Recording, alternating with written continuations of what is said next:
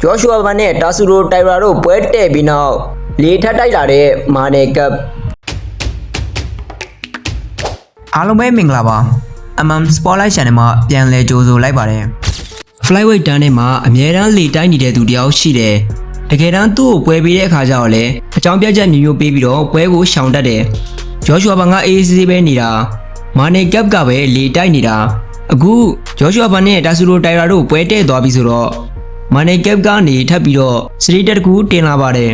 ်မာနယ်ကပ်ကပိုးအစာတွေကနေဂျော့ရှူအာဘန်ကိုစကလုံးကျန်းနေတုံးပြီးတော့လေတိုက်လာခဲ့တာဂျော့ရှူအာဘန်မင်းတခြားနားထောင်မင်းတဲ့ဒီကမင်းခပတ်ကိုလာယူတော့မှမင်းနေတဲ့ဟိုစတန်မျိုးတိလာပြီးငါမင်းကိုလာဆုံးမမယ်မလာထဲမှာမင်းနဲ့ငါနဲ့တွေ့ကြမယ်အဲ့ခါကျရင်ရှောင်မပြေးနဲ့စာချုပ်မှာလက်မှတ်ထိုးလိုက်ကွာဆိုပြီးမာနယ်ကပ်ကဒီလိုစကလုံးကျန်းနေနဲ့လေတိုက်လာတာပါဂျော့ရှူအာဘန်ကတော့ရှင်းတယ်ရိုးရိုးအေးလေးပဲတုတ်ပြန်တတ်တယ်မင်းနဲ့ဆိုအချိန်မရွေးနေရမရွေးငါဘက်ကအမြဲတမ်းဆင်သင့်မယ် UFC ကပွဲပြီးရင်ငါမင်းနဲ့ထိုးမယ်အခုတော့ငါကပတ်နဲ့အေးစေးနားယူပြစေငါနဲ့ထိုးမယ်ဆိုရင်မင်းလည်းမြောက်သေးဘူးတန်းစိတ်ပြီးတော့စောက်ပါဆိုပြီးဂျော့ရှူအာဘန်ကဒီလိုအေးစေးလေးပဲတုတ်ပြန်ခဲ့တာပါနောက်ပိုင်းမှာ UFC ဘက်ကမလာထဲမှာကျင်းပမဲ့တွဲဆိုင်တစ်ခုပြတ်သွားတယ်အဲ့ဒီနေရာမှာစားထုတ်ဖို့ဂျော့ရှူအာဘန်နဲ့မာနယ်ကပ်တို့ကိုတွဲဆိုင်ဖြစ်ထည့်ပေးဖို့ရာစကားပြောခဲ့ကြပါတယ်ဒီချိန်ကတကယ်အခွင့်အရေးပါဘန်ဘက်ကတော့ပွဲစီစဉ်ပေးရင်ထိုးမယ်ဆိုပြီးအစင်းနေဖြစ်နေပါတယ်ဒါပေမဲ့အဲ့ဒီချိန်မှာမာနယ်ကပ်ဘက်ကဝိချာရမလွယ်ကူဘူးဆိုပြီးအကြောင်းမျိုးပြပြီးတော့ပွဲကိုရှောင်ခဲ့တာပါသူကကြောက်တယ်လို့လုံးဝဖွင့်မပြောဘူးပွဲကိုပဲရှောင်ထွက်ခဲ့တာအခွင့်အရေးရတဲ့ချိန်မှာသူလက်မခံခဲ့ဘူးအခုတော့ဂျော့ရှူအာဘန်ကတာဆူရိုတိုင်ရာနဲ့ပွဲတဲ့သွားပါပြီဒီချိန်မှာမာနယ်ကပ်ကအချက်မရှိပဲစတေးတက်တစ်ခုထပ်တင်လာပြန်တယ်အဲ့ဒါကသတင်းတူတွေပါကျွန်တော်နဲ့ကျွန်တော်သားဂျော့ရှူအာဘန်တို့ပွဲမဖြစ်ကြပါဘူးကျွန်တော်တို့အသင်းဘက်ကနောက်ဆုံးပွဲကလေးကပွဲဖြစ်ဖို့တောင်းဆိုခဲ့ကြပါတယ်ဒါပေမဲ့ UFC ဘက်ကပြောတဲ့အတိုင်းဆိုရင်တာဆူရိုတိုင်ရာကဘရန်နန်မိုရီနိုကိုအနိုင်ရပြီးကြတဲ့ကချန်ပီယံကပတ်စိန်ခေါ်ခွင့်ရဖို့ကတိပေးခဲ့ကြပုံပါပဲဒါတွေကိုသိပေမဲ့လည်းမလ9ရက်နေ့မှာကျင်းပမဲ့ UFC 326မှာကျွန်တော်တို့ပွဲဖြစ်ဖို့ရအတွက်စူးစမ်းခဲ့ရပါတယ် UFC ဘက်ကလည်းအခွင့်အရေးများတယ်လို့ပြောလာတော့တနင်္လာနေ့မှာတော့ကျွန်တော်144ပေါင်ထိဝေးချနိုင်ခဲ့ပါတယ်နောက်ဆုံးတော့ UFC ဘက်ကအချိန်တိုလွန်းလို့ဆိုပြီးပွဲမတည့်ပေးခဲ့ဘူးဒါပေမဲ့ကျွန်တော်တို့ဆက်ပြီးသွားနေမှာပါစိတ်ချတာကိုကျွန်တော်ကကျင်သာရနေပြီးသားပါကျွန်တော်မကြခင်ချန်ပီယံဖြစ်လာပါလိမ့်မယ်ဆိုပြီးမာနယ်ကပ်ကဒီလိုမျိုးရေးတင်ခဲ့တာဖြစ်ပါတယ်ဂျော့ရှူအာဘန်ပွဲရတဲ့အထိမာနယ်ကပ်ကလေနည်းနည်းလေးမှမလျှော့ပါဘူးအခုတော့ဂျော့ရှူအာဘန်နဲ့တာဆူရိုတိုင်ရာတို့ကို UFC ဘက်ကပွဲတည့်ပေးလိုက်ပြီးဂျော့ရှူအာဘန်ကတော့ရှင်းပါတယ်အစတည်းကပြောထားပြီးသားပါမာနယ်ကပ်ပဲဖြစ်ဖြစ်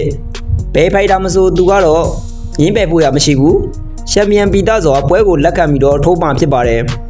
်ဒါကြောင့်မလို့သူဘက်ကအများကြီးမစိမ်းစားပိုင်းနဲ့စာချုပ်မှာလက်မှတ်ထိုးပေးလိုက်တာဖြစ်ပါတယ်တာဆူရိုတိုင်ရာရဲ့အားသာချက်က ground man ကိုကောင်းကောင်းကစားနိုင်တယ်လူငယ်ဖြစ်တဲ့အတွက်တက်လုံပိုင်းမှာလည်းအများကြီးပြောစရာမရှိဘူးဂျော့ရှူအာဘန်ဘက်ကိုပြန်ကြည့်မယ်ဆိုရင်လည်း striking ပိုင်းအရန်ကောင်းတယ်လက်သီးထိုးချက်တွေကလည်းတိကျပြီးတော့အရန်မြန်တယ်ပွဲတွေ့ကြုံရပြောမယ်ဆိုရင်တာဆူရိုတိုင်ရာထက်ဂျော့ရှူအာဘန်ကပွဲတွေ့ကြုံပိုများတာပါအရင်ပွဲဒီမှာတော့ကလည်းဂျော့ရှူအာဘန်ကဂျပန်ဖိုင်တာတွေနဲ့ထိုးဘူးတဲ့အတွေ့အကြုံရှိတယ် ground man ကောင်းပါတယ်ဆိုတဲ့ဖိုင်တာတွေကိုနှာခေါင်းနီအောင်ထိုးပြီးတော့အိမ်ပြန်ပို့ပေးလိုက်တာကဂျော့ရှူအာဘန်မှာအဲ့တော့တာဆူရိုတိုင်ရာကောင်းပါတယ်ပြောရင်တော့ဂျော့ရှူအာဘန်ကတော့မိမယ်တော့မထင်ပါဘူးချန်ပီယံကပတ်ရတဲ့နေ့မှာလည်းအထင်ရခဲ့ခြင်းမရှိဘူးဆိုတော့ပွဲပန်းနာခြင်းမရှိတဲ့ဖိုင်တာနောက်ထပ်ပွဲတွေကဒီချက်ပိုခက်ခဲတဲ့ဖိုင်တာတွေနဲ့တွေ့နိုင်တယ်ဆိုတာသူကိုယ်တိုင်လည်းသိပြီးသားဖြစ်မှာပါဒါကြောင့်မို့လို့ training ကိုအကောင်းဆုံးလုပ်ထားတယ်သူ့ကိုယ်သူယုံကြည်မှုပြည့်ရှိတယ်ဒါတွေကြောင့်ပဲသူက UFC ကိုပွဲမြန်လိုချင်တယ်ဆိုပြီးတောင်းခဲ့ဘူးတဲ့သူဘက်ကနေပွဲပေးလာတော့လဲဘာမှညင်းစရာမရှိပဲပွဲကိုချက်ချင်းလက်ခံပေးလိုက်ပါတယ်ဆိုတော့မကြခင်မှာမြန်မာနိုင်ငံသားနဲ့ဂျပန်နိုင်ငံသားတို့ပညာရှင်ရေပြန်ကြတော့မယ်ဂျော့ရှူအာဘန်ကပဲသူ့ရဲ့ခပတ်ကိုကာကွယ်သွားနိုင်မလားဒါမှမဟုတ်တာဆူရိုတိုင်ရာကပဲကမ္ဘာလယ်မှာဂျပန်နိုင်ငံအတွက်ဂုဏ်ကြကောင်းတဲ့ချန်ပီယံတယောက်ဖြစ်ရည်တည်သွားနိုင်မလားဆိုတာမကြခင်သိရပါတော့မယ်ဒီတော့ဘယ်သူနိုင်မလဲဆိုတာခင်ဗျားတို့ရဲ့အမြင်ကိုလည်းကွန်မန့်မှာရေးသွားလို့ရပါတယ် Spotlight မှာ